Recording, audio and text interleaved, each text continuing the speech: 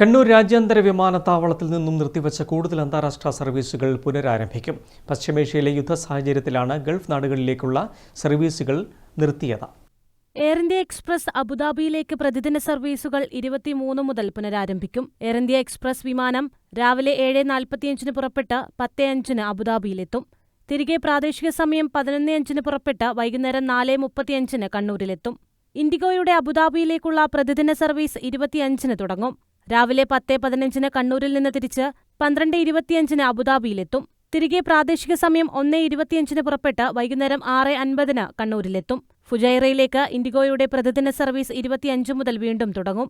രാത്രി 9:30 കണ്ണൂരിൽ നിന്ന് പുറപ്പെട്ട് 11:35 ഫുജൈറയിലെത്തും. തിരിച്ച് 4:05 പുറപ്പെട്ട് രാവിലെ 9:15 കണ്ണൂരിലെത്തും. ദോഹയിലേക്കുള്ള ഇൻഡിഗോ സർവീസ് ജൂലൈ 8 മുതൽ തുടങ്ങും.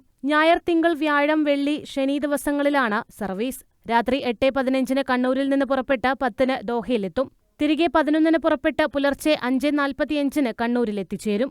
ആഭ്യന്തര സെക്ടറിൽ ബംഗളൂരുവിലേക്കുള്ള സർവീസ് എയർ ഇന്ത്യ എക്സ്പ്രസ് 23 മുതൽ പുനരാരംഭിക്കും. ആഴ്ചയിൽ 2 ദിവസമാണ് സർവീസ്. ഇൻഡിഗോയുടെ കണ്ണൂർ, ഹൈദരാബാദ് സർവീസ് ജൂലൈ 5 മുതൽ തുടങ്ങും. ആഴ്ചയിൽ 5 ദിവസമാണ് സർവീസ്. എയർബസ് A320 നിയോ വിമാനമാണ് സർവീസിന് ഉപയോഗിക്കുന്നത്. കണ്ണൂരിൽ നിന്ന് നിർത്തിവെച്ച 80% സർവീസുകളും ജൂലൈ മാസത്തോടെ പുനരാരംഭിക്കും. News bureau, Mattannur.